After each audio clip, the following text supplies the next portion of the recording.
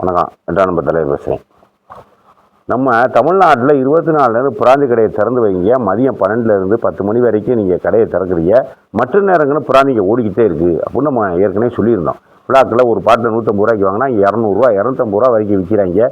ஒரு வியாபாரி இல்லை, ஊருக்கு 10 வியாபாரி முளைச்சிட்டான். ஒரு வியாபாரியை ஒன்றும் செய்யலை. அப்புறம் 2 வியாபாரி வந்தேன், 3 வியாபாரி வந்தேன். இப்போ டீ கடை அங்கே இங்கே எங்கே வேணாலும் வாங்குற அளவுக்கு இப்போ முளைச்சி வந்து ஆக மொத்தத்தில் இது 24 கடை திறந்தது மாறுது. அப்போ குடிகாரனுக்கு தேவையில்லை செலவை நீங்கள் எடுத்து வரீங்க.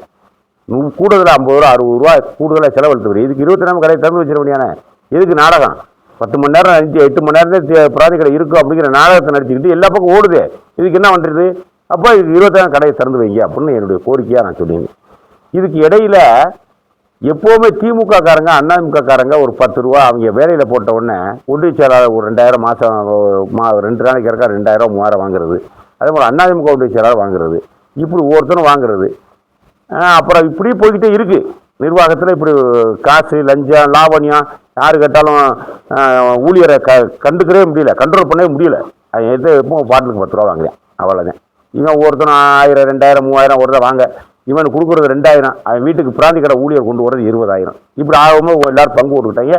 இதைத்தான் செந்தில் பாலாஜியை வஞ்சி தமிழ்நாடு சர்க்கார், அதாவது ஸ்டாலினை வஞ்சி விஜய் வீதி வீதியாக பேசினார். என்ன பார்த்தியா, பாட்டிலுக்கு 10 ரூபா பாட்டிலுக்கு 10 ரூபான்னு பாட்டு படித்தார். கடைசியில் இப்போ ஒரு ஆட்சிக்கு வந்துட்டார். ஆட்சிக்கு வந்தோடனே கூப்பிட்டு 10 ரூபா வாங்காத கடை கேட்குறாங்க. இல்லை, எல்லா இடத்துல இன்னும் 10 ரூபா 20 ரூபா வாங்கிட்டு இருக்காங்க. கேட்டாக்க என்ன சொல்கிறேன், அந்த பாட்டில் எம்டி பாட்டில் ஏன் தலையில் கட்டுற, அதுக்கு வேலை போல் ஆறு கொடுக்குறது, அந்த அட்டை வைக்கிற இடத்துல குடோனுக்கு 6 வாடகை கொடுக்குறது, தர வாடகை 6 கொடுக்குறது, இப்படி அரசாங்கத்தோட மோத ஆரம்பிச்சிட்டாங்க. ஏன்னா 10 ரூபாயை நான் வாங்கத்தே செய்வேன், நீ இதை கண்டுக்கிறாதேன்னு நான் சொல்கிறேன். பார்த்தாங்க இவங்க திருத்த முடியாது. ஏன்னா இவங்களை நீங்கள் திருத்தவே முடியாது. அவங்க படப்போட தின்னவங்க, உங்களால் திருத்த நீங்கள் என்ன இல்லை, இவர் கிடையாது, விஜய் கிடையாது, எவரை வந்தாலும் நீ திருந்த மாட்டாங்க. நம்ம வேலையும் இல்லை, படப்போட சின்னவங்களை போய்கிட்டு வாங்காத வைக்காதன்னு கேட்பானா? ஒருத்தர் 20 வீடு 30 வீடு கட்டிக்கான். ஊழியர் டாஸ்மார்க்கில் வேலை பார்க்கக்கூடிய ஒருத்தர் 20 வீடு 30 வீடு கட்டிக்கான். தெரியுமா உங்களுக்கு? எவ்வளோ சம்பாதிச்சிருக்கான்? எவ்வளோ சம்பாதி எப்படி வந்துச்சு? பிராந்தி எடுத்து கொடுக்குறவனுக்கு எவ்வளோ சம்பாதிக்கான்? வாங்கி கொடுக்குறேன்னு நொடிச்சு போனேன். வீடு வாசலாக வச்சு ரோட்டில் தெரியும், அழுக்கு சட்டையோட வெள்ளை சட்டையை போட்டு அழுக்கு சட்டையை வளர்த்துறேன். ஆனால் பிராந்தி எடுத்து கொடுத்தவே வீடு மேலே வீடு கட்டிக்கிட்டிருக்கேன். காரு வீடு வாசல் அது இது ரோட்டு வச்சுக்கணும், அவன் சம்பாதிச்சுக்கிட்டீங்க. இதெல்லாம் நீங்கள் என்னென்னு ஏன் வாட்ச் பண்ணலை? வளர்ந்த முள்ள வந்த மாடு திருட்டு போன மாதிரி விட்டுட்டே போகுதுதா? திமுக காரங்க வேலையாது, அதிமுக காரங்க வேலையாது. அவனுக்கு கூட்டணி, அவனுக்கு உள்ள எவனுக்கு கண்டுக்கிறது இல்லை. இவன் ஒழுங்க மாறினவன் அவனை கண்டிப்பான். இவன் எல்லாத்தையும் இவன் காசு வாங்குறவன், அவனை எப்படி கண்டிப்பான்? நீ முடிஞ்சளவு கொள்ளையடிச்சுக்க அவனு விட்டுட்டாங்க கடைசியில். இப்போ கடைசியில் விஜய் சொல்லி பார்த்தாரு, கேட்கல.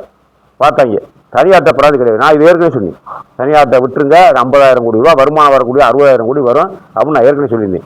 இப்போ தனியார்ட்ட விட போகிறதுக்கு நாளைக்கு அமைச்சரவை கூட்டத்தில் முடிவு எடுக்க போகிறாங்களாம். தனியார்ட்ட கண்டிப்பாக விட்டுருங்க.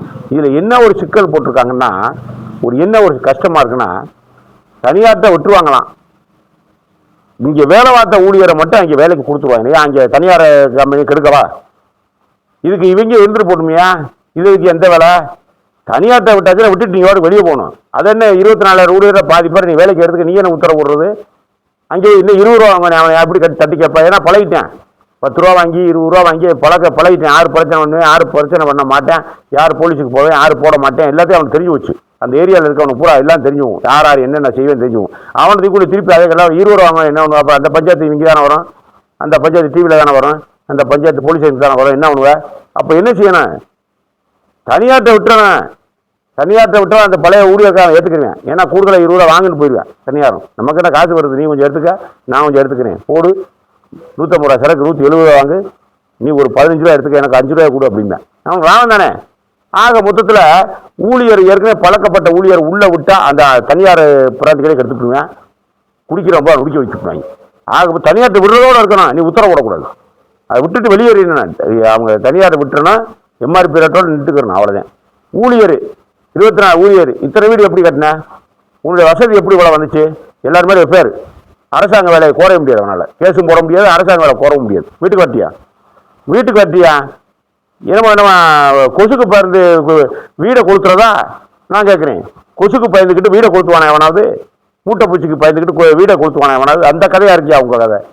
அதனால் உடனே வெளியேற்றுங்க, உடனே எல்லாரும் வெளியேற்றுங்க. யாருமே எந்த பிரச்சனையுமே இருக்கக்கூடாது.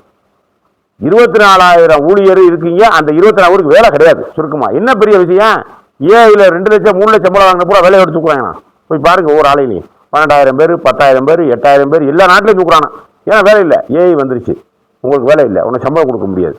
100 ஆள் பார்க்க வேண்டிய வேலையை ஒரு ஆள் பார்க்குது, அது ஏஐ பார்க்குது. உனக்கு சம்பளம் கொடுக்குற அளவுக்கு எனக்கு தெம்பு இல்லை, அவன் தூக்குறேன். அது மாதிரி நினச்சிட்டு போக முடியாப்பா. அதுக்கு என்ன பண்ணுறது? அரசாங்கத்தையே கட்டிப்பிடிச்சி கிடப்பேன். குடிகாரனை பூரா கொள்ளையடிக்கணும், அரசாங்கத்தை கண்ணில் மண்ணை தூவி நான் வீடு மேலே வீடு கட்டணும் அப்படின்னு ஊழியர் பூரா நினச்சிங்கன்னா நடக்குமா? அது நடக்குமாங்கிறேன். இந்த சப்பை கட்டா இல்லை சங்கத்தை வச்சு போராடட்டும்ங்கிறேன். என்ன பண்ண போகிறேன்? போராடணும், அவனை அப்பயே பிடிச்சி தூக்கணும், வண்டியில் குண்டு கட்டா ஏற்றணும். உனக்கு எப்படி எத்தனை வீடு கட்ட காசு வந்துச்சு கேளுங்கடா, அடிக்கிறா சுற்றிட்டு விட்டுக்கிட்டு போலீஸ் அடி. உனக்கு இத்தனை வீடு கட்ட எப்படி காசு வந்துச்சு? இன்னென்ன பண்ணியிருக்கிய? உனக்கு எப்படி காசு வந்துச்சு? காசு வாங்காம பண்ண அரசாங்க வேலைக்கு நீ அரசாங்க வேலை இருக்கிறதுக்கு லாய்க்கு இல்லாத ஆள் அவனுக்கு எப்போ ஏறப்படியா? நீ என்ன பெரிய ஆள்? நீ என்ன பெரிய ஆள்? கேட்கவும் மாட்டாங்க, வைக்கவும் மாட்டாங்க, நீங்கள் சொல்கிறத நம்பவும் மாட்டாங்க. நமக்கு தேவையும் உள்ளது. சுருக்கமாக 24 பேர் வீட்டுக்கு கட்டி விட வேண்டியதான். கிராம வேலைக்கு போகிறேன், நமக்கு என்ன? ஏதாவது வேலைக்கு போகிறேன், கரும்பு வேலைக்கு போகிறேன், 1000 வேலை இருக்குது. இது வேலையா இல்லை? நாட்டில் மூடதுக்கு போட்டோம், அதை பற்றி மூடதுக்கு தேவையில்லை. அவனுக்கு அது ஒரு கணக்கு சம்பாதிச்சு வச்சுருக்காங்க, அது எதுக்கு வேலைக்கு போகணும்? அதனால் விஜய் போகக்கூடிய போக்கு எனக்கு இதில் முழு சம்மதம், முழு திருப்தி. அதனால் இந்த அமைச்சரவை கூட்டத்தில் தீர்க்க முடிவுடுங்க. 24 கடை தனியார்ட்ட எம்ஆர்பி ரேட்டுக்கு மேலே விற்கவே கூடாது. நம்பர் 1. பழைய ஊழியர் வீட்டுக்கு போயிடுறாங்க, அவ்வளோ அந்த ஊழியருக்கு வேலையே கிடையாது. இங்கேயும் இல்லை, எந்த துறை வேலை கிடையாது. அதை போராடினாலும் சரி, அதை ராமேஸ்வர கடலில் குடி செத்தாலும் சரி, அதை எங்கே போனாலும் போயிட்டு போகிறேன், அந்த பக்கமே திரும்பக்கூடாது, ஊழியர் பக்கமே. அதை போராட்டத்தில் கோர்ட்டுக்கு போட்டோம், எங்கே வேணாலும் போட்டு மக்கள் என்ன பண்ணியார் கோர்ட்டுக்கு போய் என்னாச்சு? போட ஆச்சா கதை ஆச்சா? இது வரைக்கும் ஆகலை. சரி, உத்தரவு போட்டு ஹைகோர்ட்டு போடுச்சு, சுப்ரீம் கோர்ட்டு போராண்டாங்க எல்லாரும். அரசாங்கம் எங்களுக்கு காசு இல்லைப்பா, அது மாதிரி அவங்க கோர்ட்டுக்கு போட்டோம், உத்தரவு போட்டு என்ற காசு இருந்து ஒரே கையை பிடிச்சிட வேண்டியானே. அவங்க பக்கம் திரும்பியே பார்க்காதீங்க. அதனால தனியார்ட்ட விட்டுருங்க, 24 கடையை விட்டுருங்க, சோற கடை நடத்துங்க, அரசாங்கத்துக்கு வருவாய்க்கு. எல்லா பிராந்தி கம்பெனியும் கொள்முதல் பண்ணுங்க. முதல்ல இந்த நிறுவனம் வேணும், இந்த நேரம் வேணாம்னு சொல்லக்கூடாது. எல்லா நிறுவனமும் கொள்முதல் பண்ணுங்க. டாஸ்மார்க் நிறுவனம் எல்லா பிராந்தி கம்பெனியும் கொள்முதல் பண்ணணும்.